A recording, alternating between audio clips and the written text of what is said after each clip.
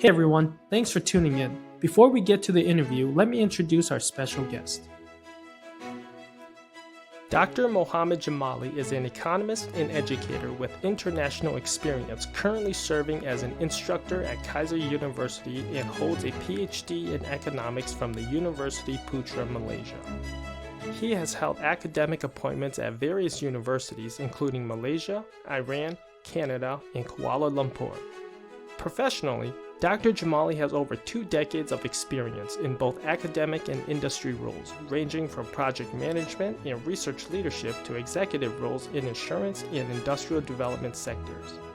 He has managed interdisciplinary research projects, particularly in areas of economics, technology, industry, and has several publications in peer-reviewed journals indexed by Scopus and the Institute for Scientific Information. I'm glad to have you here. When I reached out and asked if you wanted to do an interview, and you said you're interested in the topic of psychology of pricing and how culture and ethnicity shapes behavior, that got me really interested. Yeah. So the first question I always ask my interviewees is, what makes you so passionate about this topic? Why do you want to talk about it? Why do you research it? Why do you write it? What makes it so interesting to you? Oh, thank you. Thank you for having me here Of in course. your YouTube channel. Actually, based on my background, which is economics, whenever I went to shopping store, grocery in markets, anywhere, bazaars in our country, I saw some things that makes me wonder.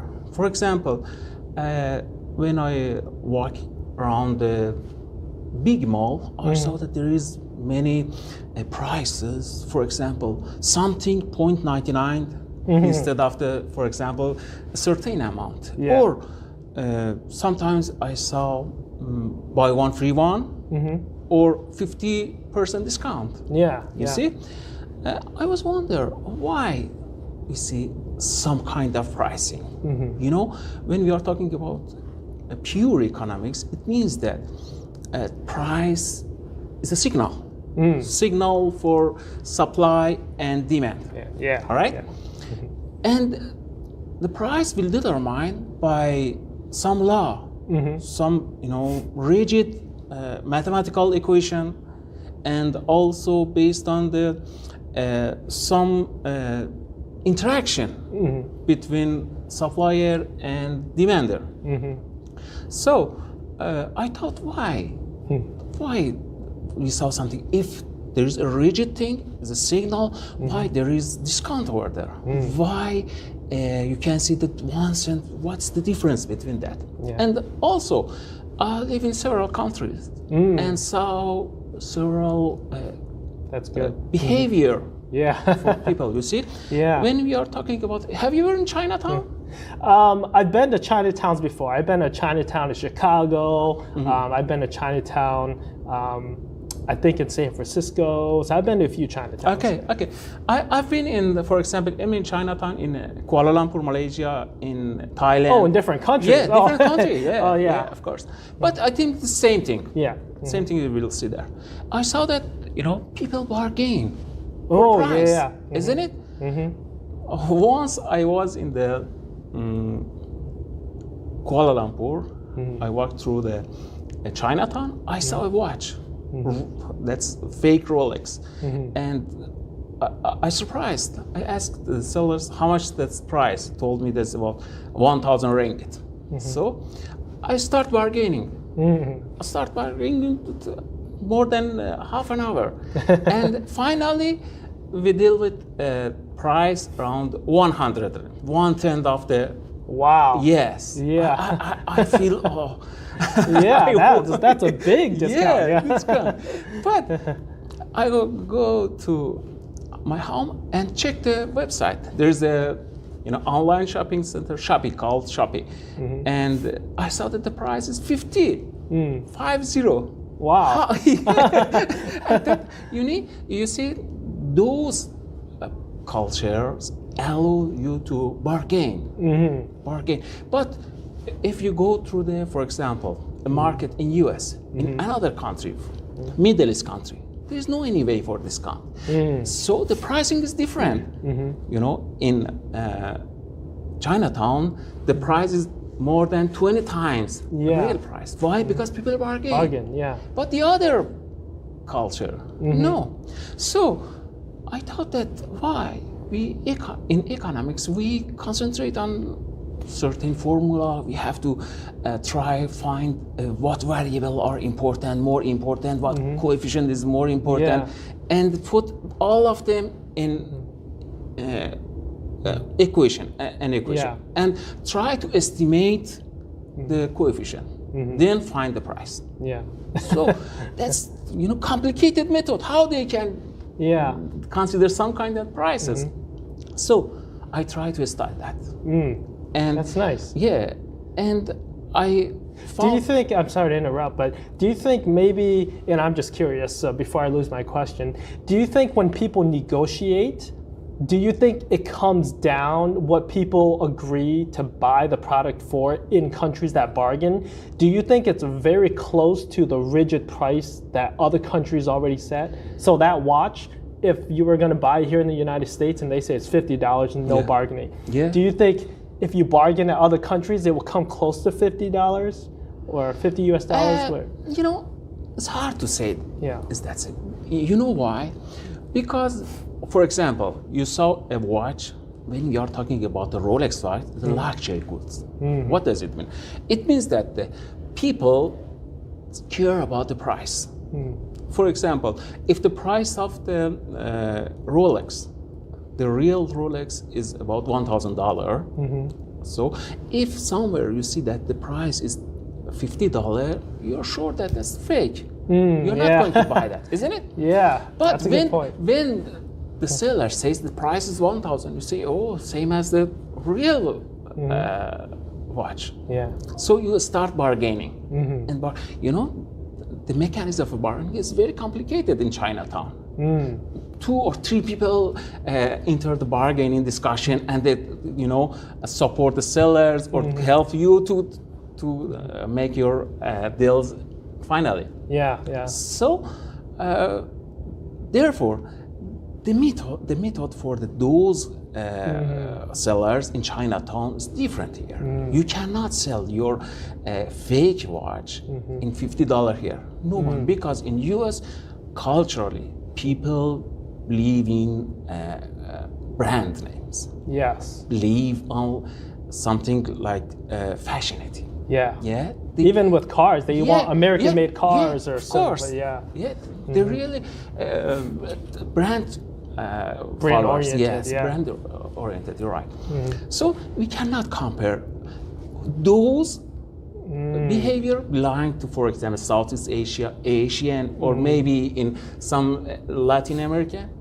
But in US, in Canada, in Germany, you cannot see some behavior. No, that's a good point, because when my wife and I were on our honeymoon and we went to Indonesia, you bargain for everything. My wife's smarter than me, so when we went to go buy stuff, she bargained. For me, I was just like, oh, how much is this? And they gave me a number. I said, okay, and I try to convert and figure out how much that is and stuff, right? In US dollars to see if I'm getting a good deal. But I would not bargain. It was all my wife bargaining. But I'm like, wow, they bargain a lot here. But I think in the US, and it could be, I'm just guessing here, but in the US, we consume so much, and the US is a big country. There's like, 350 million people here. I think a lot of times people just want to get their product and go, because we're very fast paced. Like fast food here is a big thing. People just want fast. So if everyone goes to the store, like Walmart, and they have to bargain for everything they want, it'll take forever. People be in line. They're like, hurry up. I want to buy stuff too. So I think maybe that could be a reason here in the US is just set price, buy it, check out, go home. Yeah, exactly. Time saving. Or for example, for Amazon, you can, fast delivery is the most favorite services in US. Why? Because they need that, for example, that were bread hot, that food hot, not cold. That's why the culture is different. But you mentioned a good point about your wife. Have you ever known that the bargaining patterns different based on gender? Oh, I didn't know this. Yeah, exactly. You know, I saw a study mentioned that based on gender, women are more. They bargain more? Yes, or? they bargain more, and they are more care about the price. You know, that's based on psychologics. You know better. Yeah, and correct me if I'm wrong, but people say majority of the market is controlled by women because women spend more money, purchase more stuff. And it's funny because when you go to like... And budgeting families. Budgeting, yeah, exactly. And it makes sense to me because when you go to the store and you'll see accessories for women, their section is way bigger. You go to the women's shoe section, the clothing section, more women. Then you go to the guys section, and it's like the smaller part. Suits, shirts and stuff. Yeah, stocks. Simple stuff. Yeah, women, they have so much more, and it's because they buy more, they spend more. Of course, that's right.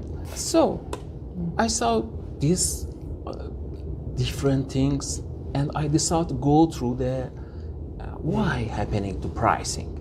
And I found that, you know, psychology, perception, culture, and many other things affect pricing system. Yeah, politics too, right? Yeah, of course, politics. You know, when you are talking about the countries, interrelation between countries, you know, international trade, the pricing is, for example, think about the tariffs. Tariffs, that's what I was thinking. I was like, the tariffs right now. Tariffs affect pricing. Yeah. And what's the source of tariffs? Nowadays, politics. Politics against, for example, China, Mexico, and any other countries in the world. So you can see that there are many effects. So you cannot say price is just a number. Yeah. That's not number. I think that's the behavior. You know, you cannot predict what will happen to price. You know, sometimes you prefer to buy, for example, a bottle of water for $12. Maybe sometimes you are not going to buy $1. No, have you ever happened? You see that you are stuck in the middle of the nowhere. You don't access to anything, and there is a grocery sells you $12 per bottle. If you're thirsty, you gotta buy thirsty, it. you can buy it. So sometimes you said, why I buy the situation? I will go to my home and drink water because I need. So you see that there's different situation based on different behavior, different people. So I tried to went through the details about that, and I found that that's very good. And you know what keeps me passionate in the pricing is that how different people, different culture, even different behavior, different gender can have affect pricing system. You know, if you look at the pricing for female, for example, for facing cream.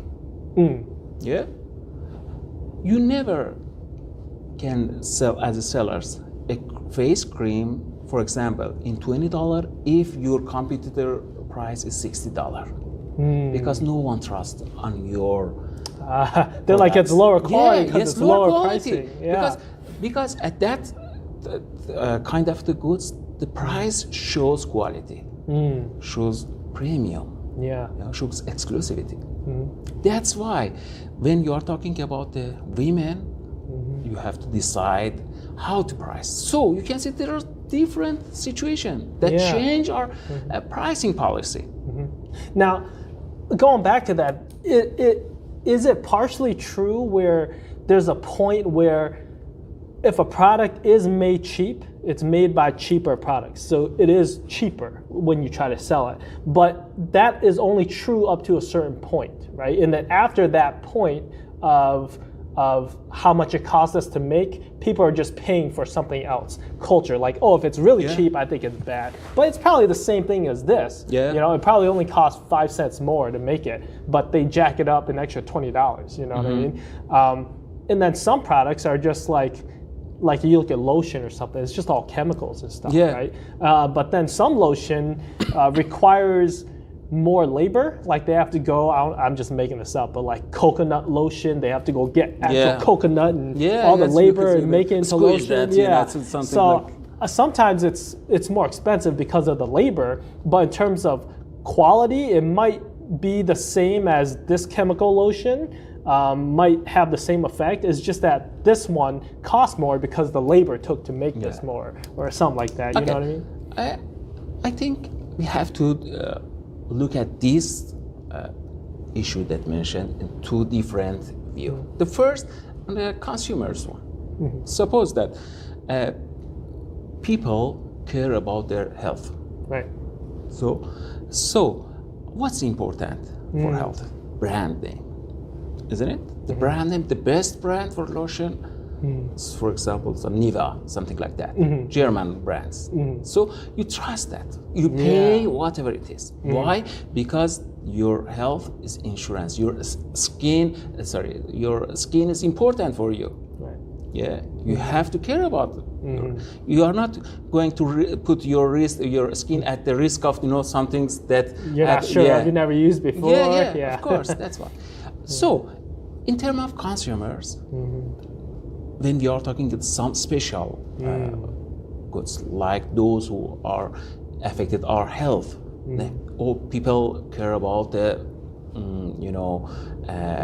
brand, quality, price, as well. But the other kind of the goods, for example, grocery one, farmer. Agricultural products. People look to find a cheaper one. Have you ever been in the farmer markets? I've been in flea markets, farmer markets. Yeah. At the end of the day, they have to sell whatever the rest at the cheapest price. So anyone goes and about that. Don't think about what will happen to those health or something like that. Right. Because they are aware about the condition of the fruits, vegetables, and can see and compare with the new one. But how about the lotion? Yeah. You cannot compare with the best one based on the, you are not sure about the ingredients. Yes. But about the fruits, about the, for example, mineral water, about the pasta. You can see all of them and compare with it. Is that okay? Yeah, that's okay. But price is half and the other one. So you're going to buy that. So based on products, it will change. Another view is based on the producer. So we have two types of pricing. Two types of entering the market or staying in the market. The first is based on quality. Some countries like Germany, like Japan, like US, Europe, try to enter the market through the quality. Like what? Like Mercedes-Benz. German products is in high quality. Isn't it? Yeah. Are you agree? But the other policy is entering by the price. Like what? Like China. Yeah. People always say if it's made in China, it's probably going to break or something. Right? When you think about the China products, don't think about the quality. Just thinking about the cheapest one. I bought, for example, a Chinese laptop, for example, 1/3 of the German one or US brand one. But it's worse for me. I don't care about the, the many complicated computation or something that needed by high quality laptops. Yeah. Something like that. So you can see that in 1980s, 1990s, China tries to enter the market through the pricing policy. So sometimes we saw that pricing is good. A face cream, German one is $20, but Chinese one is $1. Everyone thinks that, let me try once. If it's not good, we put it away. Yeah. Good, because the price is reasonable. So sometimes the pricing is based on the producers, not behavior of the people. That's interesting. Yeah, because if I make a $1 bottle of lotion and people say, it's good, I like it, then they're going to continue to buy mine over the expensive one. They can say this expensive one is good, but it does the same thing as that cheap one. So then they keep buying the cheap one. Exactly. Yeah. So same as the coconut oil you mentioned. In China, the labor force price is too low. Or in compare with some country like US, it's not comparable. Yeah. The price is totally different. Yeah. So the China's products is need lower cost than the US products. So the price is low. And it goes back to maybe like natural resources, right? Like if one country has an abundance of coconut trees and they make coconut lotion, it'd be a lot cheaper than a country that doesn't have a lot of coconut trees, so they have to ship and import over there. So that's probably another factor. When you're talking something like that, not necessarily that's true. Okay. Think about South Korea. Is there any mineral things over there? Like natural resources? Yes, stuff. natural, not. Yeah. But the most important exporter or producer of the steel in the world is South Korea. Oh, really? Yeah. Oh, I didn't know that. Yeah, cement. One of the third, if I'm not mistaken, third or fourth country, the biggest country to producing cement. But there is no any natural resources. Think about Japan. Many countries like those two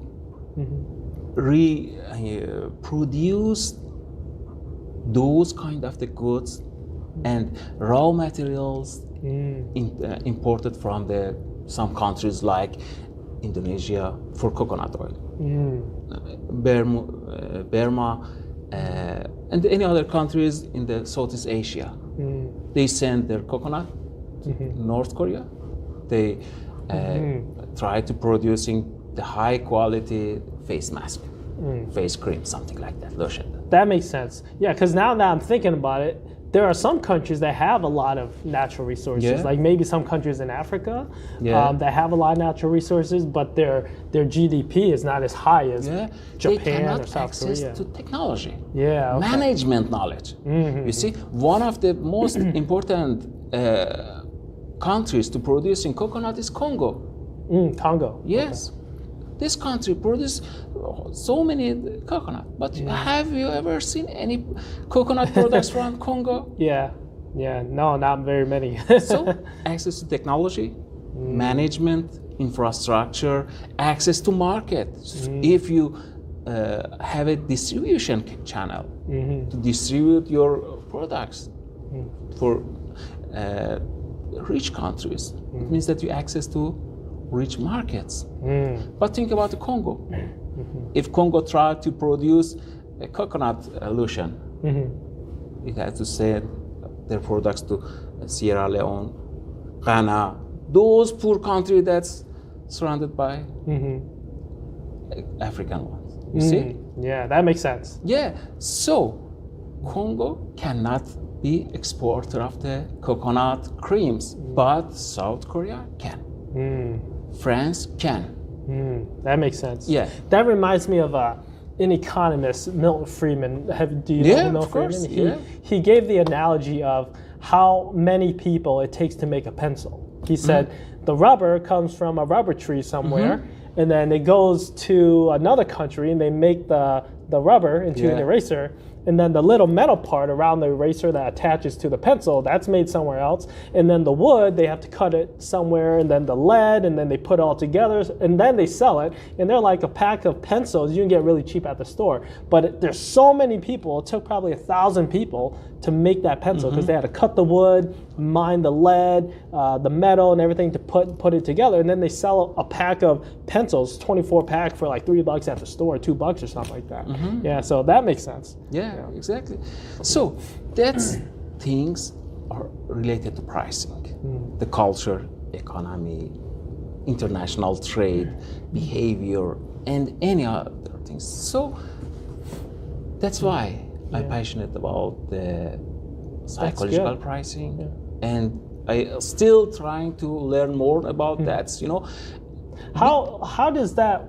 And I don't know if you've done much research like in the U.S., but in the U.S. where there's so many different cultures, I'm not sure if that affects the pricing, but if you look at like certain neighborhoods, for example, certain neighborhoods that might be economically poor, prices are a little bit more expensive. So that's probably a small example of how the environment in one particular area can affect the pricing. Because you can go to a gas station in a very poor, rough neighborhood, and things are more expensive there, as opposed to a gas station maybe in a nicer area. Do you know what I'm talking about? Is that an example of how culture here in the U.S.? You are talking about the relative pricing or not. You know, relative pricing is, for example, in Alabama, each family earn monthly about $4,000. But in California is $12,000.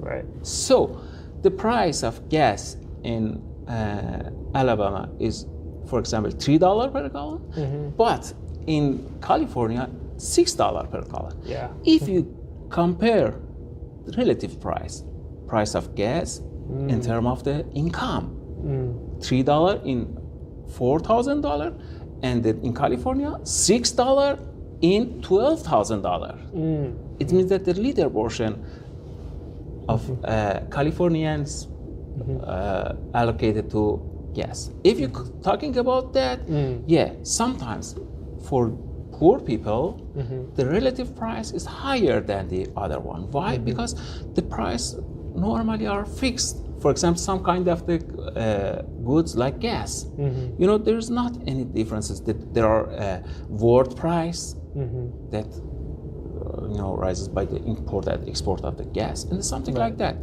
But one important thing is tax. You know, the role of government.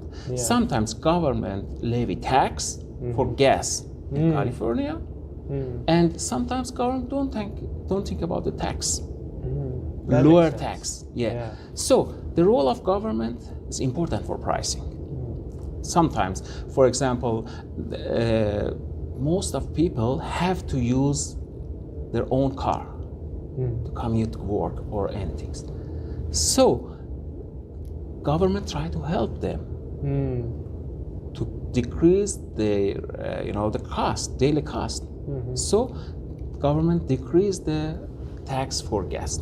But normally when people are poor, you know, they can buy cheaper goods. Right. You know, the purchasing power is lower than the other one. Right. So if you are going to sell your products in the poor region, you have to consider the lower price. Think about the Spotify. Spotify, when I was in Malaysia, subscription per month was, if I know, was it $2 or $3 per month. How much is that in the US? I think I paid for the basic one, probably $12. $12, yeah. So same services in US, and I still use my Malaysian. Oh, that's smart. Yeah. Why not? Yeah. So totally different. Or Netflix, same service but totally different prices. So why? Because people in US have higher purchasing power in terms of those who live in Southeast Asia, in Middle East. That makes sense. Yeah. Yeah. So when we are talking about the countries, about the regions, the purchasing power of the people is important for pricing. Many countries, you know, when you are talking about, for example, online purchasing, you can sell your products to all the people around the world. In Mali, Africa, in Malaysia, Southeast Asia, in Iran, Middle East, in Germany, Europe, in Mexico, in anywhere, isn't it? Can you sell your products at the same price? That's why it's so much cheaper online. Yeah, because there are different people, different culture, different purchasing power, and different behavior. You know? So since there's so many factors that we've been talking about that go into pricing, is there a math equation that includes all of these factors and gives out the best price? Because to me, it sounds like there's so many factors, and a lot of these factors are always changing with taxes and people's decisions and things like that. So people's situation, all of these variables are always changing. And as we just talked about, all this stuff is always affecting prices. So is there an equation that can really tell us here is the best price or a fair price, or maybe those things aren't concerned with the equation, and the equation just says price the product or service at this and people will buy that. Do you know what I'm saying? Does it really encompass and reflect the reality of what people will really... The pricing has two sides. One side related to people, customer. Suppose that you're going to buy a laptop, isn't it? How much you going to pay for that? The last one, my wife and I built our laptop. I was willing to pay $1,200 for it. $1,200? Yeah, that was like 4 years ago, though. 4 years ago. Okay, same as now, for example. So it means that the value of laptop for you is $1,200. All right? If now you say $1,200, isn't it? Yeah, $1,200. So I, as a laptop producer, want to sell my laptop.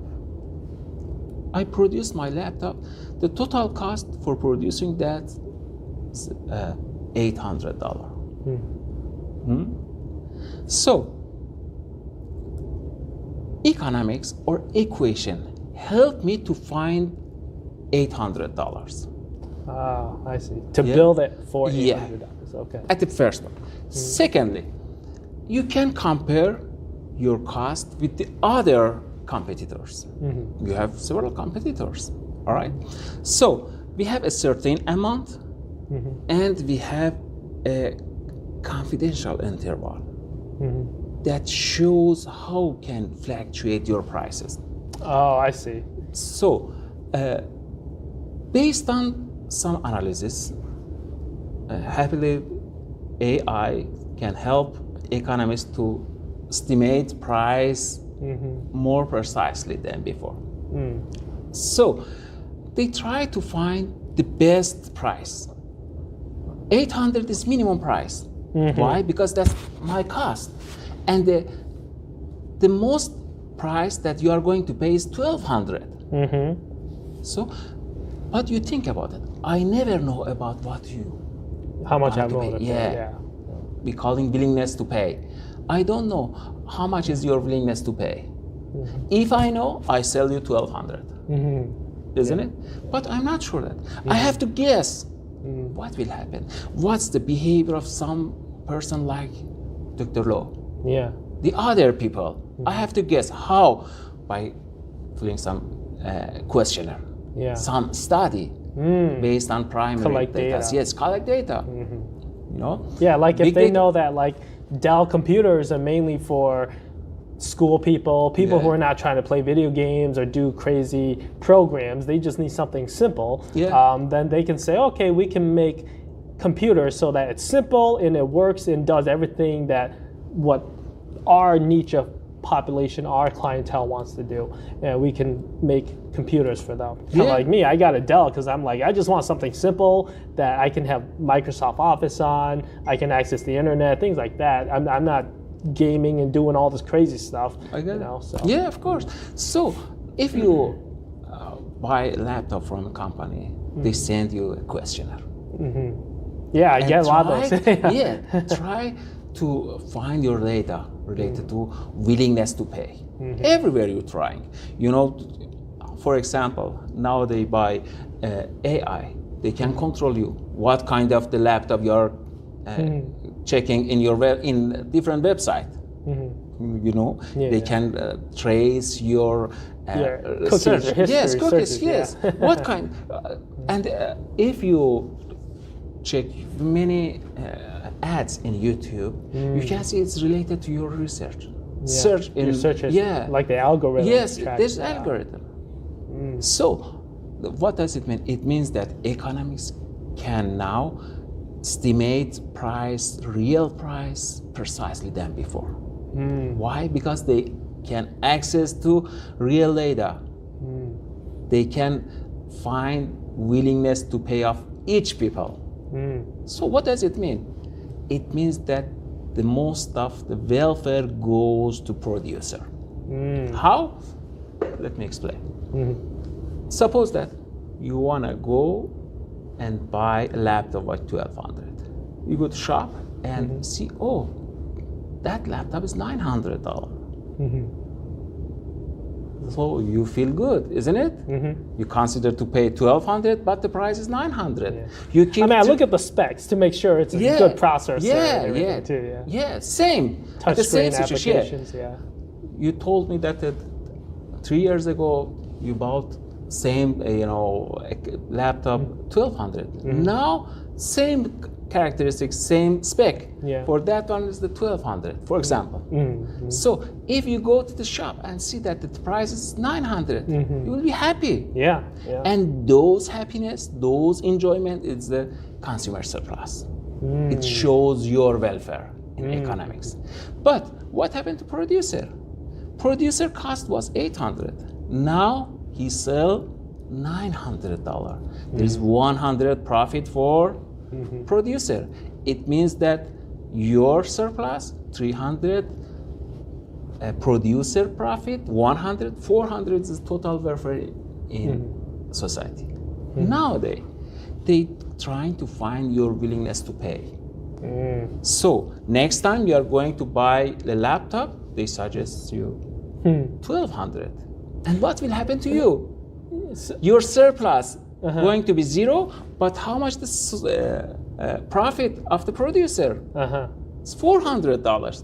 All your welfare transferred to producer. What happened to society? Nothing. Welfare from one side goes to other side. But is that good or bad? I was going to ask that. I was like, so is it better that they collect our data? Because if they know what we're willing to pay, and then will they make it cheaper? Moral thing. That's the moral thing. Actually, I think, based on my opinion, that's both bad for consumers. Oh, it's bad for consumers. Yes, for them bad to get consumers. Our data. Yes. Why? Because they know how much you're going to pay. How much is your willingness to pay? When they know that, they propose the higher prices for you. But if they make I'm just playing devil's advocate here, but if they know our data and they know what we can afford to pay, I mean, realistically, nobody wants to pay for nothing. If they get everything for free, they'll take it for free. But realistically, when people say what I'm willing to pay, they're really saying what I can afford to pay. So at the time, if I had more money, I would buy. My wife and I would have built a $3,000, $4,000 laptop. Right. But since I wasn't able to afford as much, my limit was $1,200. And to me, that's what I was able to afford. Now, if these suppliers know all that because they track our data and they know, the average middle class can afford a $1,000 laptop, we should make computers for about $1,000 because that's what they can afford. Isn't that good for them then? Because they're saying, we need to make money, so you have to buy our stuff. But we know that average Americans can only afford a $1,000 laptop, so we have to make laptops around $1,000 profitable with $1,000 and make all the specs that people look for. So in a way, does that benefit us? That's some kind of playing. Let me explain to you. Suppose that you prefer a simple general laptop that works normally for you, isn't it? The other one prefer higher processor, the other one prefer higher hard disk, and maybe a higher monitor, for instance. So, the first of all, the willingness to pay is based on spec of the what you're laptop. looking for. At the first step, companies try to build customized laptop. You say, if you want low speed processor, you can choose. It shows that based on the willingness to pay, you can customize your products. So they can sell a laptop in $800 to some person, $6,000 to another one. You know, the different range of prices. That helps producer to absorb all the consumer surplus, consumer welfare. So sometimes you can see that, but I'm sure that in near future, they know that Dr. Low wants laptop with this certain specific at this price. When you go there, they find you based on your cell phone, etc. You know, geofencing. Have you ever heard about that? I haven't. You know, geofencing is the AI-based geographical control people. Really? Yes, based on your handphone. Sometimes they use, for example, you pass through the shop, you can see that and text comes from that shop to you. I wonder how they know my number. Because they know though you enter their zone and they find you, send SMS related to discount or any other things. Yeah. So when you go through that shops, they found that Dr. Low comes to okay, prepare your laptop. That's he needs. And you know, it's the best, you know, situation for them to sell each products based on the willingness to pay for those one. For, you know, nowadays we are talking about big data. What is for? To know better people, to know how to estimate their behavior, their psychological thing. You know, I think it's not possible 100% to find that. Yeah. But roughly, they can do that. Is it fair to say then, like, mathematical equations and pricing gives the producer an estimate of how much it'll cost, how much they could possibly make, and how much they could possibly sell it for? But in terms of what we can actually sell it for, that's not determined by an equation, but by data collected by people. Yes, exactly. But those data is based on equations as well. Oh, but okay. Handled or calculated by AI, not by economists. Yeah. So they try to calculate that one. And also, you know, the important thing is that the companies access to you know, state-of-the-art technology, but people does not. Why? Because they have money, they have budget, they can invest on technology, and based on that, they are, you know, one step ahead compared with the consumer. So in the new situation, in new era, all the things is for producer, not for consumer. Maybe competition changed that one. Yeah. Competition between, for example, Spotify and Amazon, Netflix and Apple. Try to help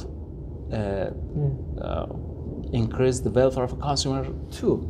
So the competition is good for competition the consumer. good. But at the beginning point, I'm afraid so that nothing happens, something like that. Yeah, but is it possible to say that even though there's competition, both competitors or many competitors know that there is a threshold they cannot go below in terms of pricing because they will go out of business? So if Walmart can sell, I don't know, if Walmart can sell chairs or tables for $10, competitors know that that is minimum. They can't go below that, right? Otherwise, they won't make money. So they know that they have to kind of stay around $10 or $12. So sometimes there's no competition, you know? Sometimes the competitors have to sell for the same price.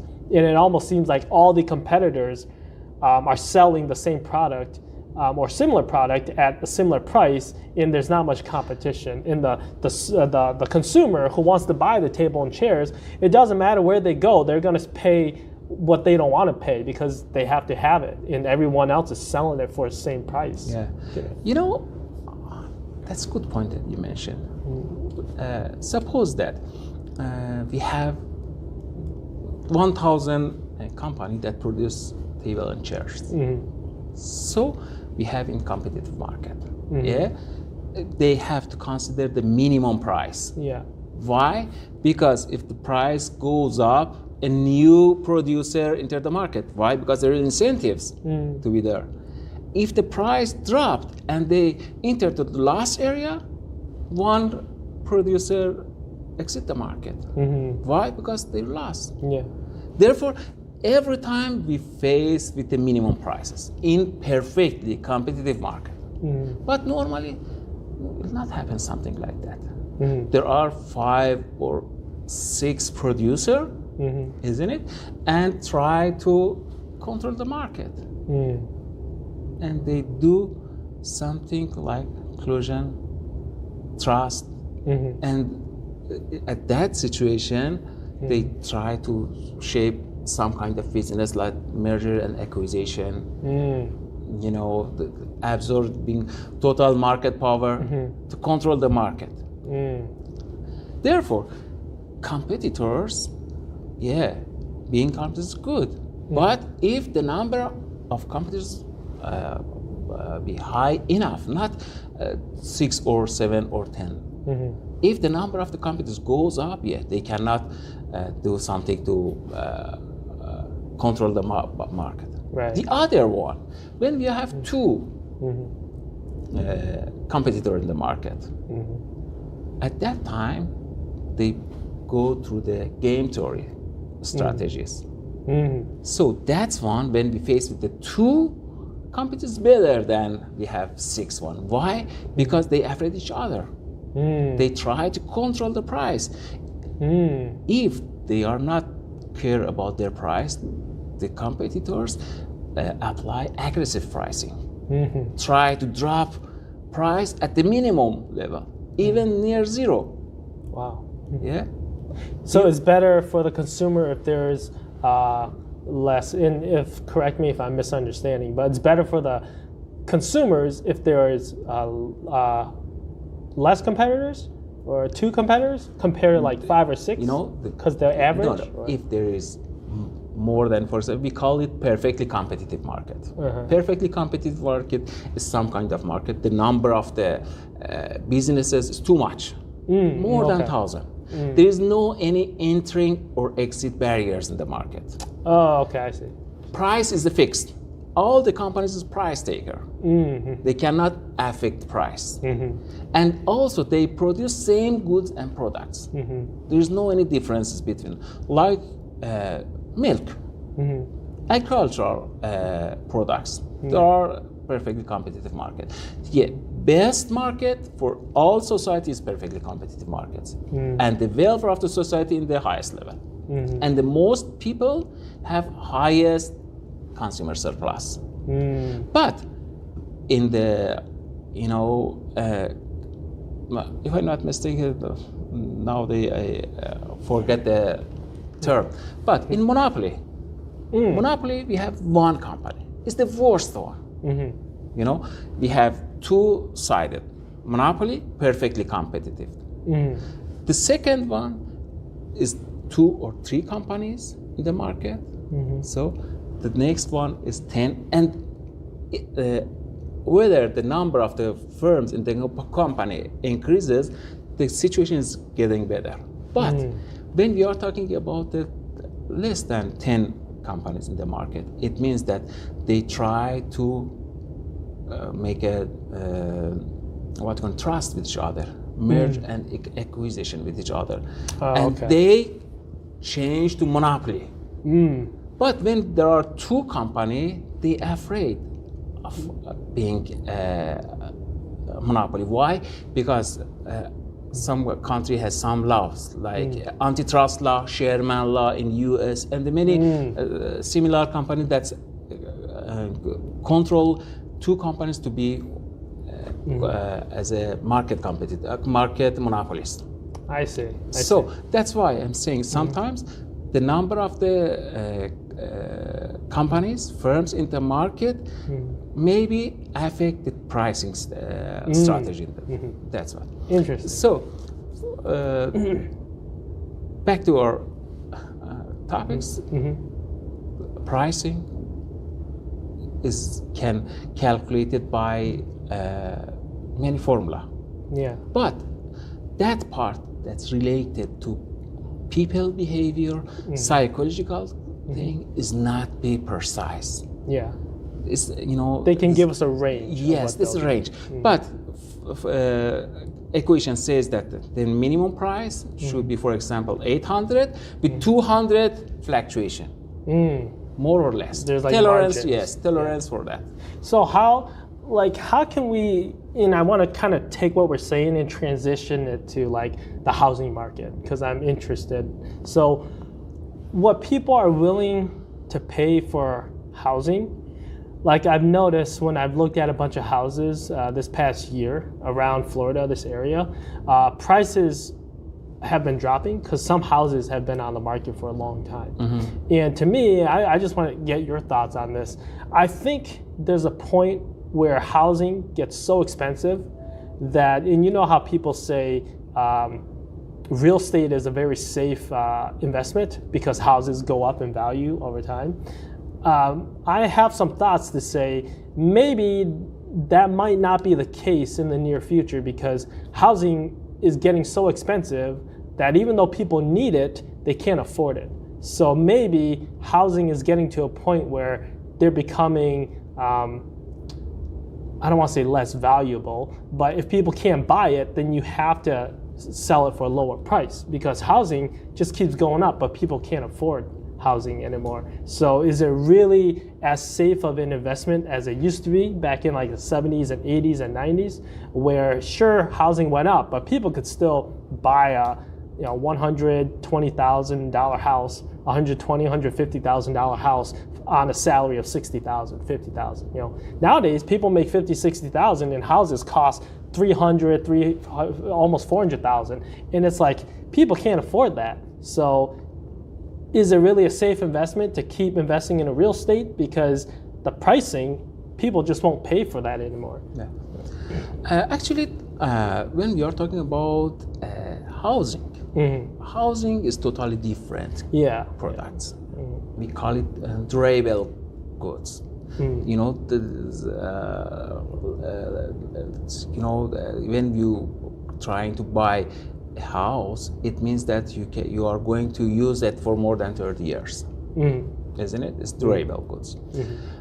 And most important thing is that how people look at buying house as investment or consuming thing. You see, sometimes for example, in Southeast Asia, in my country, Iran, most of people prefer to buy house. Why? Because some kind of the investment. During the time, price goes up. And people care about saving, care about investment, care about their future. And the price, because there are land limitation and also high population growth rate. So in the next 5 years or 10 years, there are high population that causes higher demand for land or housing, so the price rises up, obviously. But in the US, most of people prefer to rent a house. Oh, really? Yes, they prefer to look at the house as a consuming goods. But goes back to a cultural thing. Yeah, US is very yes, consuming culture. Yes, consuming. So if you look at originally U.S. citizen, you can see that those also, you have house, they are small house, very small backyard or without any facility. All right, but look at those who immigrant here. They prefer to buy bigger house with a large backyard, big driveway, something like that, isn't it? So, culturally, in US, people prefer to put less money on housing. But it does not mean that the price in the near future will drop. If you look at the trend of the housing price, for example, in Florida, you can see that during the 1990s till now, there are steep curve that shows the price rises rapidly. But this is not constant rising. This is fluctuation. Sometimes, for example, before a hurricane, during the COVID time, many people immigrate from the other state in the U.S., immigrate to Florida. Yeah. We're open during COVID. Yeah, during that. So there are higher demand, and there was the overpricing for housing. Price rises rapidly, more than that expected, more than the normal trend. So that's another thing that affects the prices. Yes, the of pandemic course. and the I was demand. talking about it again. Yeah. When the price rises rapidly, after the while, the balloon will boom. The price dropped to the previous trend, but still goes up. Trend goes up. After the hurricane last year, many of those who immigrate to Florida decide to sell their property. Yeah. So why? Because of the insurance thing, because of the cost of living, cost of the hurricane that causes, and so tax. So they prefer to go back to their state.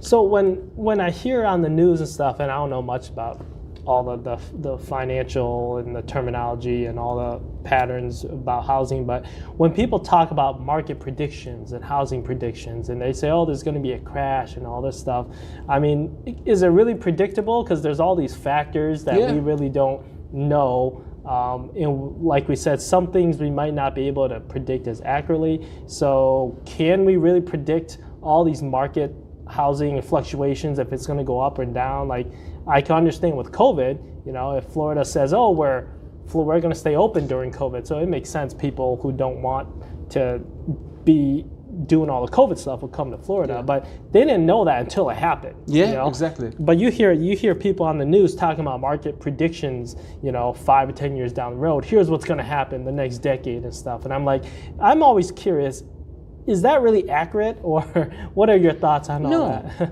it's not accurate. Yeah. Even for many financial institutions. In 2008, many of financial institutions who finance housing loans bankrupted because they couldn't estimate what will happen next. Yeah, that makes sense. That's a good point. So sometimes hurricane, sometimes some tornado war. in the Midwest. Yes, something like that. Energy, price of energy affect the housing market, and you cannot. And even sometimes psychological thing. People believe that buying house or property in Florida is wrong. It's big issue. Why? Because during these years we faced with the 2 major hurricanes. That's true. A lot of people are like, I don't want to buy a house down there because I don't want to have to deal with hurricane and paying all this insurance and stuff like that. So financial companies are not sure about the behavior of the people. Maybe some people find the place that's not in the flood zone and the, for example, hurricane zone, something like that. So the price of those region goes up rapidly. Why? Because the insurance rate premium is low, tax is low, and many things that they need. So it seems like almost when it comes to durable goods, and what's the other term for? There's durable goods and then undurable goods. Yes. So you can't really compare how people are going to. You can't really figure out what people are going to pay for using the same method for durable goods and undurable goods. No, not at all. Two different. Why? Because sometimes you think of investment for durable goods. For example, cars is durable goods. After the 5 or 6 years, depreciated. So during the COVID, one of my friends bought a car in $24,000. In the middle of the COVID, he sold it 33. Used one. You see, the price rises. Oh, he told me, you see, buying a car is some kind of investment. Is that so true? he bought it at 34? 24? Oh, 24. Sold yes, it. sold it 33. Oh wow, that is interesting. Yeah. Because normally cars, when they're used, no, they during depreciate. the COVID, during the productions, the collapsed. Why? Because no one goes to work. Many of the car factories. That's right. So there was less shut cars down. for There's people. they prefer to pay for that. Even for Tesla. Tesla, if I'm not mistaken, the price is doubled at that time. Oh, Can I check had the no idea. return. That's why. So when you are talking about durable goods, sometimes people think of investment. Look at investment things for that, for house, for cars, for refrigerator, for gas, so something like that. But for consuming goods or undurable goods, people have to buy that.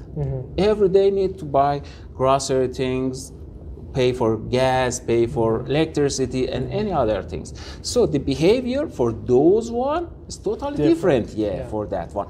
Even they borrow money to buy house, to buy a car, but they are not going to borrow money to buy grocery stuff. You know, when you're talking about investment, it means that you have to cover some cost related to investment. Right. Suppose that you are going to buy a house. You have to pay HOA, CCD, taxes, any maintenance fee.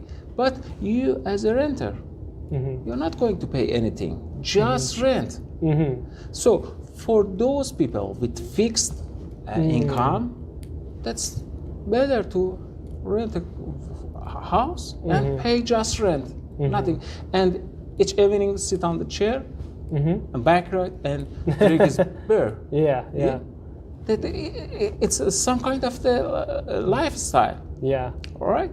So for those one that can cover some kind of the investment cost, they try to invest in durable goods, like housing. Housing needs more cost.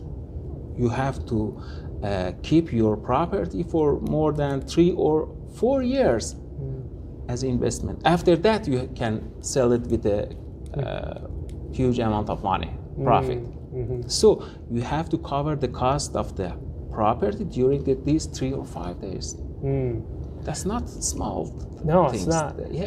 So I'm curious though, is it possible that the culture changed here, and I'm just talking about the United States, is it possible the culture changed because of the pricing? Because sometimes I think, does culture change and then the price comes after, or does the price change and then the culture change? Because I think before, and I could be wrong, but I think before a lot of Americans used to buy houses. They used to buy houses.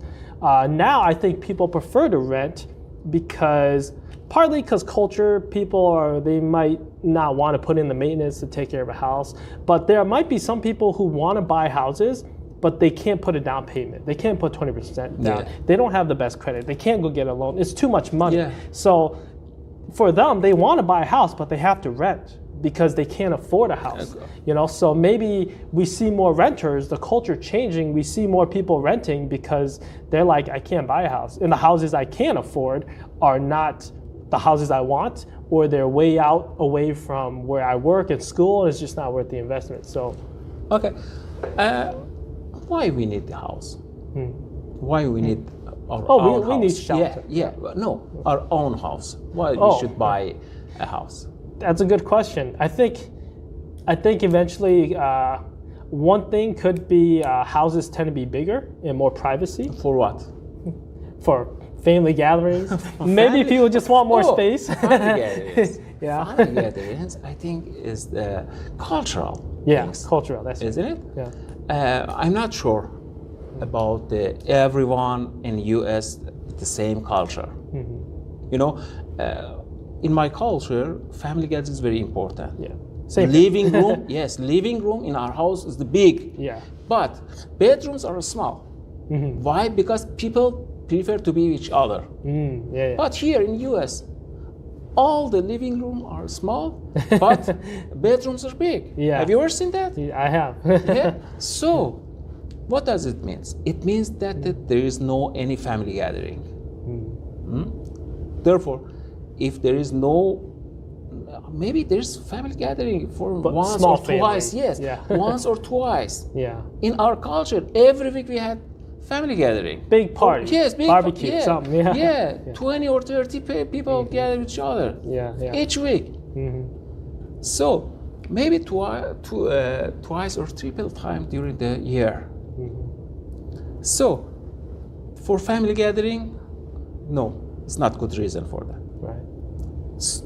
Therefore, maybe People, privacy. They like People, their privacy. privacy. Or they don't want to keep. They don't want to keep moving, or maybe they don't want to deal with landlords or neighbors. Yeah. Because I know a lot of people who live in apartments who are like, I'm ready to move out. I don't like my neighbors. It's too Yeah. many people. Of course. You know, things like that. There's some problem like that, especially in apartments. Yeah. That's kind of the apartments that problems that happen in apartments. Yes, you're right. But culturally, it'll change. How we can change? Let me explain an example based on my example. I remember that in 1980s in my country, people prefer to be renter. Why? They say that everywhere I go to the new house with the new owners, everything's good, and I enjoy to be renter. But after the while, the price of the land goes up. Why? Because population growth rises rapidly, and demand for house rises. And in the short period of the time, the price of the housing, if I'm not mistaken, the index of the housing from 50 increases to 175. It means that 3.5 times more than previous year. And at that time, those who were renter faced with a big loss. They couldn't buy house. After that, the culture changed. Everyone tried to buy his or her own house. And that's caused a huge inflation in the housing market. Most people change their habits, their behavior to own their own house, so the price of housing goes up. And this affects every aspect of the daily life. Right. When you are going to buy house, you have to pay more installment. More installment may causes lower other costs. Grocery cost, leisure cost, fund cost, and the other things. You have to give up those costs to buy houses. So they continuing. But in US, people prefer to have their enjoyment, their fun. If try to buy house, they to borrow money, and you borrow money, you have to pay 2,000, 3,000 installment each month. Yeah, and interest. And everything else. It's interest. And you have to sacrifice your enjoyment to buy the car. Are you ready to sacrifice? Maybe me and you. Yes, we are ready. But how about the else? Yeah, and I think that goes to a bigger picture too, because it has a lot to do with how culture has shifted, where people, like you said, are ready when they're ready to buy a house and settle down. Because before, people would be married at 25 and have kids, and they'll have a house, and they'll be working a career, full-time job. Nowadays, people who are 25 are just finishing college, or they're thinking about going back to college, and they're still dipping their feet into different careers. They're like, I don't know what I want to do yet, and all that's delayed now. Avoid to be married. Young people, avoid to be married. Just doing some girlfriend, something like that, and doing anything they want in one room. They don't prefer. But maybe after the while, this habit causes the demand for housing rises when they reach to over 30 years. Next, they're ready to look. 5 or 10 years, the demand for houses rises. Why? Because those young people change their habit, change their behavior, wants to buy a house. You know, I'm not sure about these things that I'm saying. Right. We have to research about that. Just based on the economic aspect, I'm talking about that. Maybe nowadays all of them try to buy a house. Maybe in the near future or the long future, they are not going to buy that one. You need to more research about that. And I'm going to do some research related to housing market and the role of FHA in the housing market. You know, the government has many facilities to make incentives for people to buy house. You know, housing market is the key sector in economy. If there is the good situation in housing market, causes every other sectors have a good profit.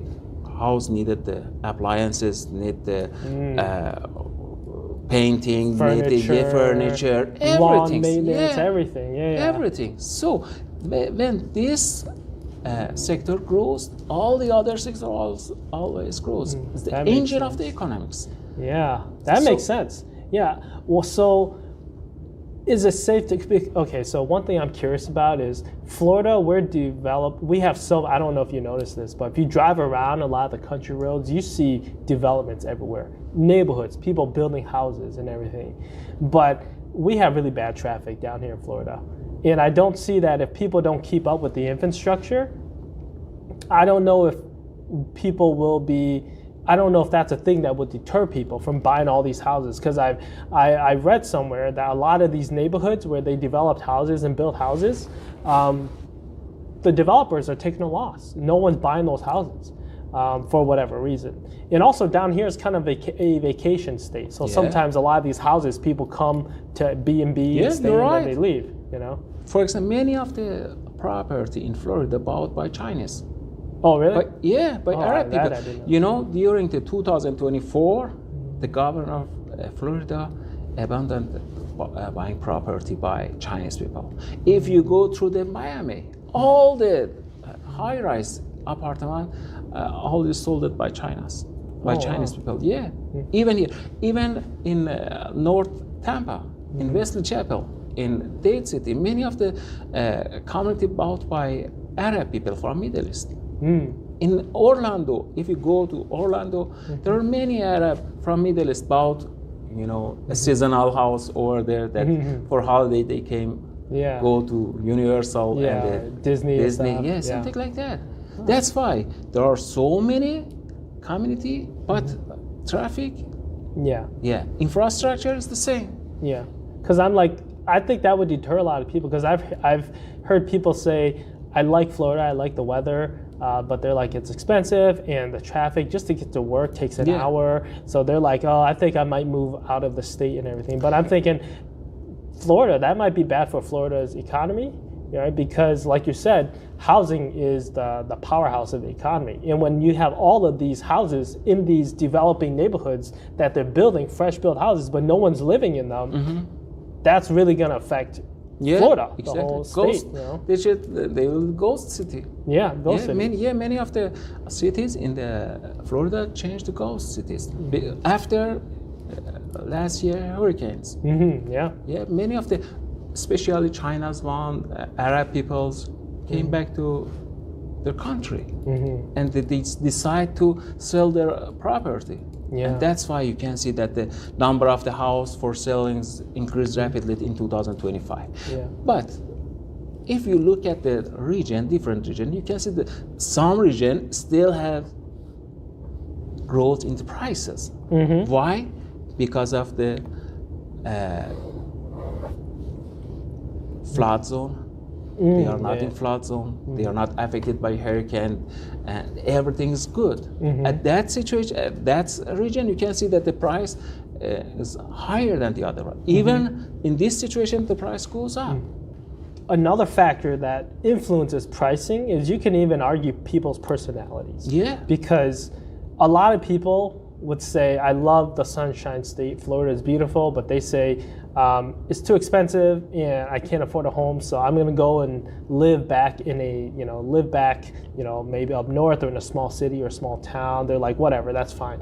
Then there's some people who, their personality, they like the big city. They like the sunshine. They love the weather. They say, I can't leave. They say, I know I can get a better house, a cheaper house if I live in another state or whatever, but they don't want to leave. They love the sunshine, they love the activity, the liveliness, the culture of the city, the atmosphere, they love it. They won't leave. So their personality keeps them here. People prefer some kind of weather. They say that the best weather in the world is belong to Los Angeles, for example. Yeah? I prefer San Diego. Yeah. What? It's based on my taste. Personally, I prefer humid weather. Sunshine weather. Yeah? Florida. At Florida. I prefer to be there. For me, it's better to pay more cost to be Florida than California. Or somewhere cold like up north. That's based on taste. But there are 350 million people in U.S. with different tastes. Some of them prefer cold weather, sunny weather, hot weather, and if you consider the share of each one, I think each state will have reasonable share to move the housing market upward. And the other things that important for housing is the aging. If the society is young, access to the enough money, enough income is low because you don't have enough job, don't have enough saving. So in the young society, they cannot buy house. So that's one thing that makes me question, and whether this is durable goods or undurable goods, but when people try to set prices for things, they know that a lot of times people can't afford a lot of the costs that people are kind of forced to pay. They go to, even fast food, for example, is more expensive. A lot of people are saying, I can't even, cooking at home, buying groceries and cooking at home is almost as expensive as eating out now, because groceries are so expensive. Yeah, expensive. So people are like, what's the point if I eat at home? Groceries are expensive. It's the same thing as going out to eat. And even fast food, they say fast food is getting more expensive to the point where fast food is about the same as eating at home now. Or fast food it's as expensive eating at home than it is eating fast food. So for me, I'm thinking when people are setting prices, they know that people are struggling to pay for these goods and services. Right. So, but you always see prices go up. So I'm like, how do they find that balance point, or economists say equilibrium or whatever between supply and demand? How do they find that point of balance where they say, listen, we understand people are tight on money, but I have to raise prices. So how do I know how much to raise so that they can still buy my stuff? When we are talking about rising money, we have main concept in economics. We call it inflation. Inflation, When we are talking about inflation, it means that the level of the price goes up. What's the reason? The first is the problem producing. Sometimes the cost of the raw materials, for example, because of the war in Middle East, the cost of energy rises, so the price rises. So the finished cost for each goods is going to be high. The other shape is because of demand. There are more people asking for more, for example, things, more products, and demand goes up. There is not enough supply, the price rises. So both, it means that there are two different type of inflation. So when we face with inflation, it means that government have to control that. Price rises. How? For example, sell is fuel reserved in US to control the price, or increase level of the incomes. You know, have you ever heard about COLA? Cost of living adjustment? Of what is it called? COLA. Cola. COLA. Cost of living adjustment. Oh, okay. It's an acronym. Oh, okay. This acronym, yeah, in any contracts. You know, any contracts, you have an article related to COLA. It means that each year, your income, your payment will be increased based on inflation. If there is 3% inflation, based on COLA, That's why people's salary goes up like 4 or 5% every year. Yeah, exactly. That's because of the COLA. Inflation goes up, price rise up, the income also rise up. And you said government has to control that. That's make a balance, make equilibrium that you mentioned. So the role of government is try to make a balance between those things, economy, supply, demand, inflation, income, and any other things. Control that. Even if there is deficit in energy market, government has to prepare those one. I'm glad you explained the different types of demands, because most people, when they different types of inflation, because most people say when there's inflation, they just think government's printing money. No. And that's what a lot of people say. They say the government keeps printing money, and that's why we have inflation. But there are different types of inflation, like you explained. Sometimes printing money causes inflation, but why? Because more people have more money. More demand? Maybe more. There is less, for example, oil in the market. Government has to buy some oil to sell to people or pay subsidy to them. They need more dollar. They have to publish more dollar. Or even government has some military expense.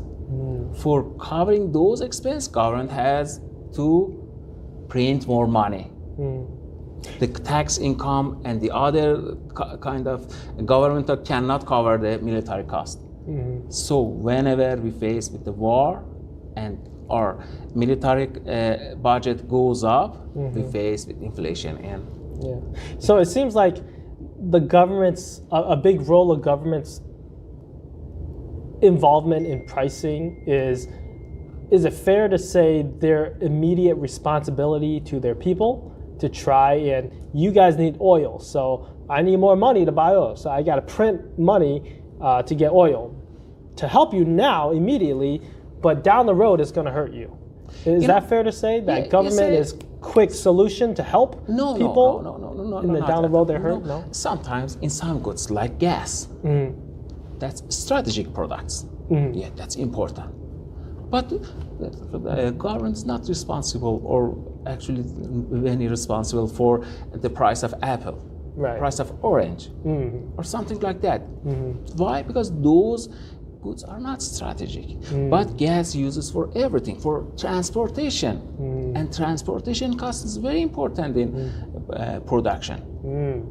So at that one, yes. But normally in US, the role of government is at the minimum level in compared with the other countries in the US, in China, in Southeast Asia, in Middle East.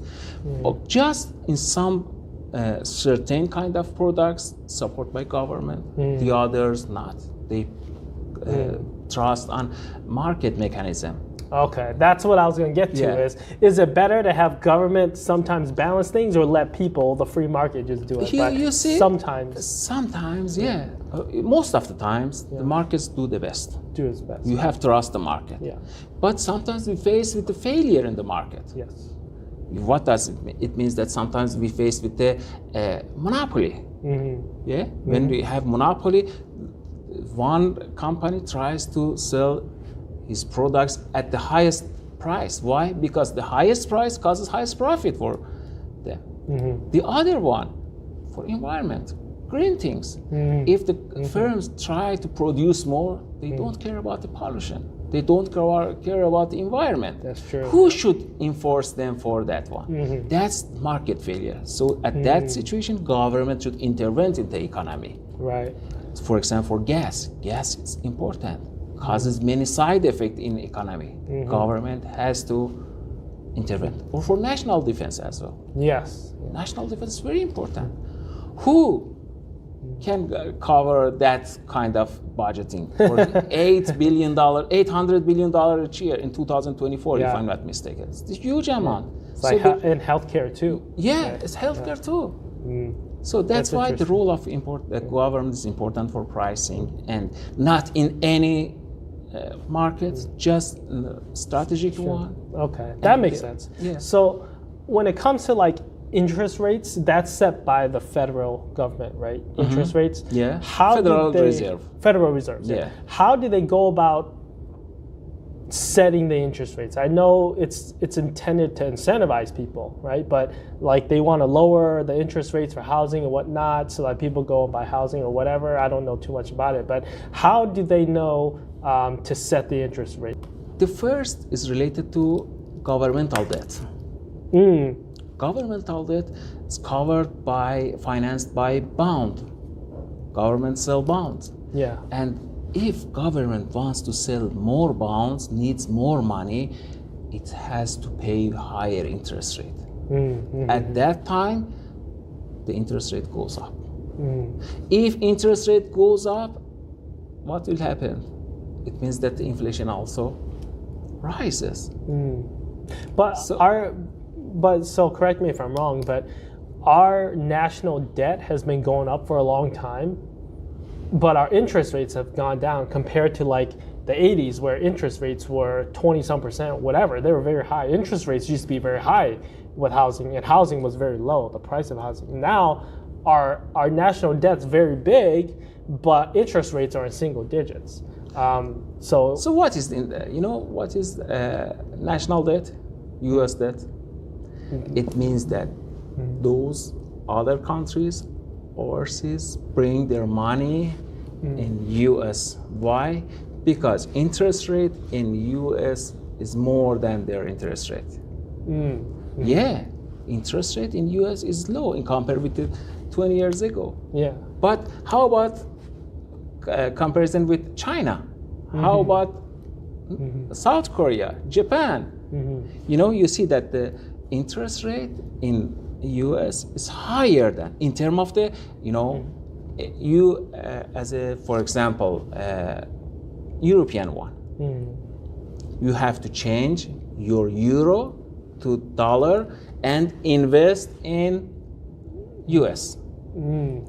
There are some exchange cost and transfer cost.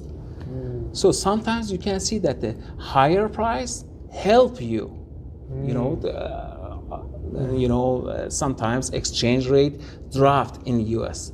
But the dollar purchasing power still in the high level. So they enjoy from interest rate and also purchasing power of dollar in compared with euro. There are two different profit for them. For Chinese, same as this, the exchange rate between dollar and Chinese yuan is, if I'm not mistaken, depreciated. Yeah. So they're always China's government try to depreciate yuan. Why? Because they can compete with US. The price of the Chinese good be cheaper than US one. They manipulate this one. So they can use exchange rate benefits and also interest rate. Most of the countries prefer to invest in US. Oh, that's the US debt we are talking about. Those there are responsibility to give it back to those one some days. If someone those country wants to transfer their money to their own country, it's obvious that U.S. government will be bankrupted. Yeah. So, what do you think? Is that going to be happened? Right. No. Yeah, probably not. No. So they have to find a better place for investment. Why they should transfer their money in U.S. to other that gives the U.S. so much political power Yeah. over so many countries. Exactly. But I hear so many countries now are saying we want to leave and abandon the U.S. dollar. Like Yeah. you hear, I don't know if you heard of BRICS. Yeah. I'm like, I don't know. I this don't stuff think is- about that. That's Yeah. jokes. That's not happening. Is that okay? It's so confusing and it's so No. I don't know much about it, but I'm like, No. there has to be a point where the U.S. dollar, people are probably going to abandon the U.S. dollar at some point because that's we're. not possible. Have you ever go to the abroad? You said that you're going to Indonesia. Indonesia. We went to Bali. Okay, Bali. Yeah. You pay everything by dollar. Everyone accepts dollar, isn't it? We had it. Well, we switched it to whatever their currency is. Rupee. Rupee. Yeah, we Yes. exchanged Exchange it. it. For that. Yeah. Every exchanger accepts your dollar, isn't it? Yeah. If you go everywhere around the world, they accept the U.S. dollar. Oh, do they? But yeah, I'm sure they would, but I figured they would. because the worldwide money, dollars worldwide money. Yeah. Everyone accept that. But how about rupee? Indonesian rupee? No countries accept that. All right, that's true. Think about the BRICS. Who should trust BRICS? Just the countries in Yeah, it. just the countries. even those countries, Russia. I'm sure that the Russian do not trust the BRICS. Even the Russian ruble, they don't trust it. They prefer to keep their saving as US dollar. So those things in the near future is not threaten. So the U.S. dollar is still very strong. Very strong, Yeah, yeah, okay. very strong. Maybe next 30 or 40 years something happen for Chinese yuan. Maybe. But Right now, U.S. yes, no, dollar is still not the right world now. currency. Nothing. But isn't, and I could be wrong, but isn't the U.S. dollar worth less than like the Canadian dollar or some other? No, you know, I thought there was some currency that was more that's valuable. That's related to purchasing power. Okay, yeah. At this time, each 1.2 Canadian dollars equal $1. Oh, okay. You know, it means that the purchasing power is lower than US dollar. Okay. But that's not necessarily shows the power of the Canadian economy. You should compare, cost of living there, income, inflation rate, unemployment rate, import and export. There are many GDP, economics everything. indicators that you compare. You know, just for example, Japanese yen.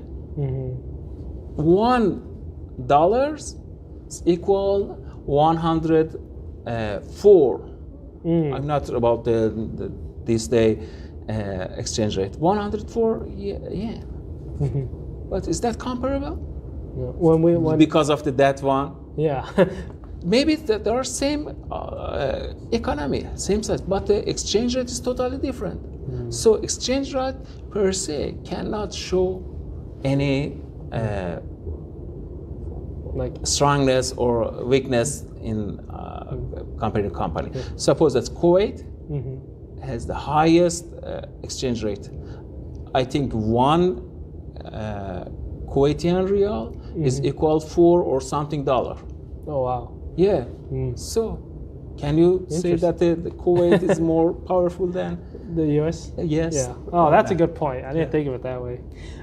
I do want to get your thoughts on American culture and maybe the future direction of the economy. So I think this is just my projection, and I don't know much about economics, but I think American culture is going down a road where we cannot sustain American demand. Do you know what I mean? American consumerism, unless technology really changes, which we're good at doing. America is really good at innovating and everything, but I think American culture is too consuming, is too demanding to the point where we're kind of digging our own graves and we're making it so expensive for ourselves to live. You know, like we were talking at one time down in your office, a lot of people, for example, if they get a little scratch on their car, they want the insurance to fix it. You know, a little dent or a little whatever, they want insurance to fix it. That costs a lot of money. And when you have a lot of people doing that, that's going to raise up all of our insurance premiums, you know, and then that affects everybody. And if this happens in every sector of the market, eventually people are paying more for everything: utilities, insurance, housing, you name it, groceries, whatever. So I think American culture is making the U.S. so expensive to live that eventually we're kind of caught in this cycle of we want more, we want better, but we can't afford it. But the more demands that we have, things are going to go up because we want it. What are your thoughts on that? Do you think American culture is destroying itself? Important issue. You see, when we are living in a country like U.S., most of people are using their money to buy some consuming goods. Mm-hmm. Yeah. So you say that's not good, isn't it?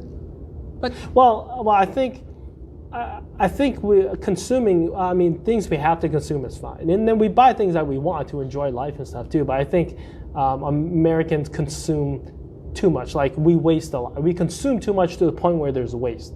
You know, and I think that is harming us in a way that is raising costs of everything. You know, like we here in America, we go to a store, buy whatever we want to eat, and then next thing you know, at the end of the week, a lot of things spoil. We didn't eat it, so we just waste it. We just throw it away. You know, but if you look at agricultures and farmers, they're working so hard to produce us food, but probably a quarter of the food they produce just goes to waste. That's just extra labor, extra time, extra processing, everything, you know? And I think the demand that Americans have is we want to be able to buy everything, have everything we want, and if we don't need it, if we don't use it, or if it spoils, we can just waste it, throw it away. But then you look at the people working, and they're like, that's extra work and extra everything that we have to do, and that can increase in effective price. Okay, let me explain some economics things related to that. Yeah. I'm not, that's the moral right or wrong. Right. Just theoretically you're talking about that. In society, that people pay more money to buy things, it means that people enjoy buying things. We call it utility in economics, enjoyment from doing something. So when they buy, for example, a box of apple, they enjoy that. But one or two or three of them eaten by family, but the rest wasted. Are they pay for that or not? They pay for that. Pay for it, And how about agriculture? Farmer, those earn money because of that box of apple. I see. They enjoy buying, enjoy eating, enjoy wasting. Sometimes if you look at, for example, garage sale or something that in a backyard sale, you can see that they sell many valuable things in nothing, just free. And they enjoy that. So enjoyment is very important to economy. If people enjoy some things, maybe it's bad. Some people are addicted to drugs, but they enjoy that. The enjoyment, if is legal, we are talking about legal. That's what extreme example. They enjoy that. Let them do. On the other hand, farmers work hard but earn more money. Those factories that produce chair, furniture, table, appliances work hard and earn money through those expenditure, those costs. So you know, if every Chinese buy one bottle of the Coca-Cola,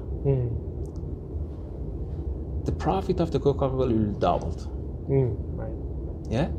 So consumption causes higher profit for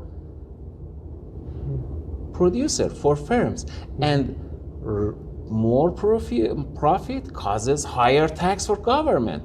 Government be rich and richer.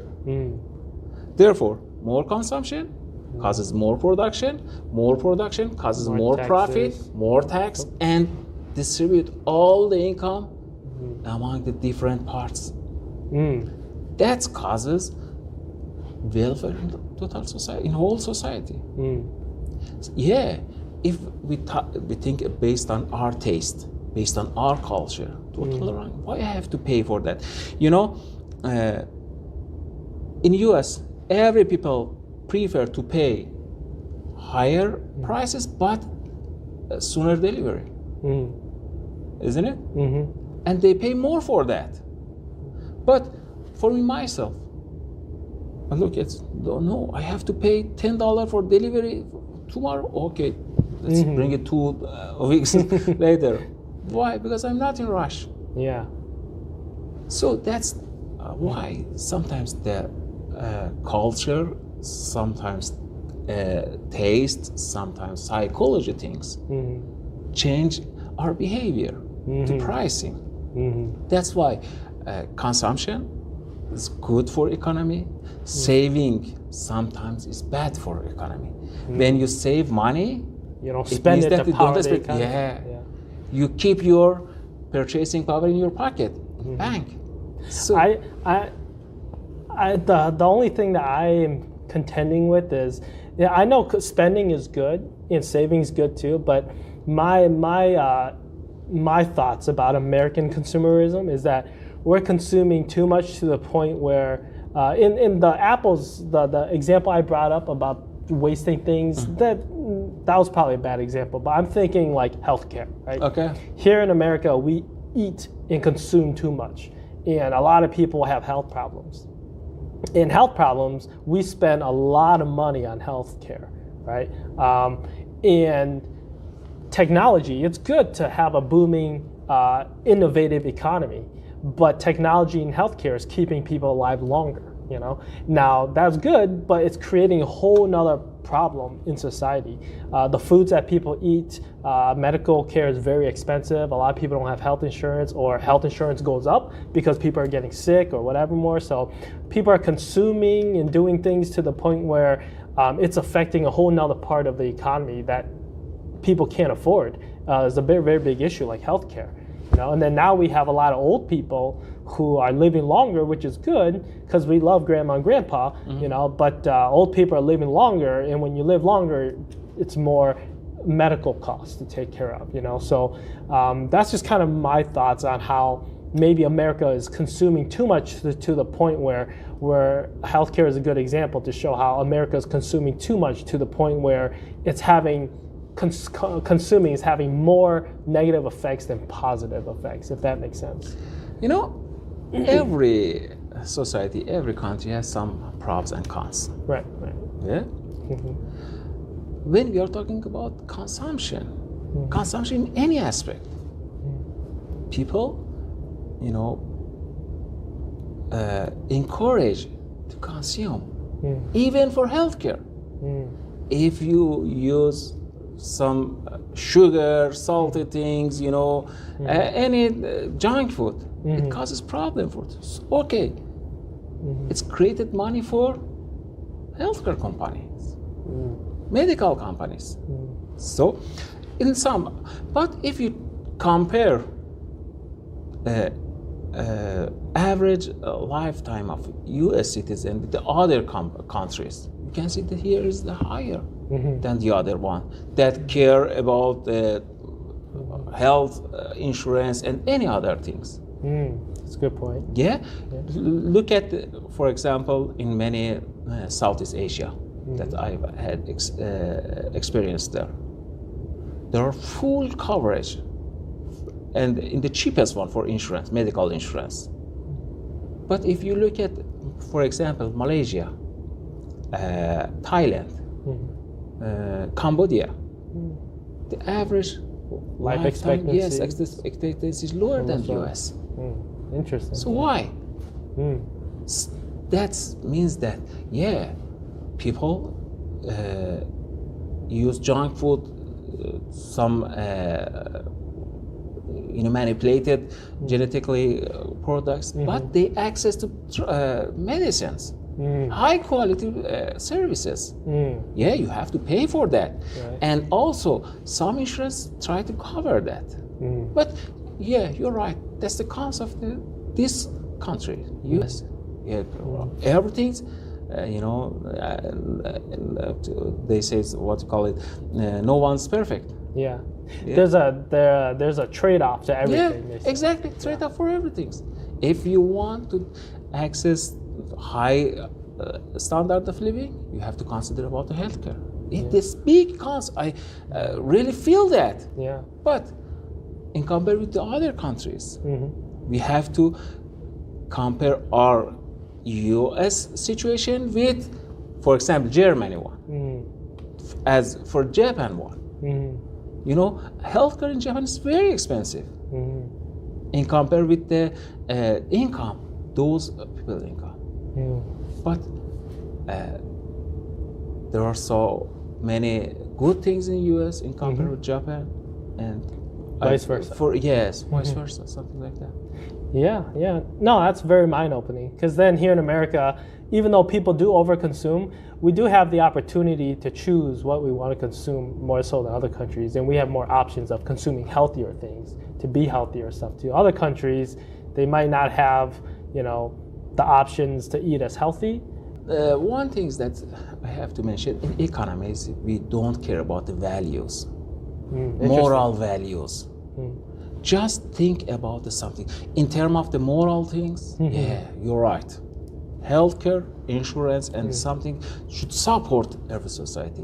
But when we are talking about economics, economics is the pure thing. Just think about the formula. Just objective. Yes, objective, exactly. That's why they call it the dismal science. Yeah. Exactly. But no, I like that about economics, because when you start to bring morality into the equation, then you start to think about normative claims, like how things should be. Not positive, yes, that's the normative one. But it's interesting to say that what moral things is going to be modelized in economics. Like what?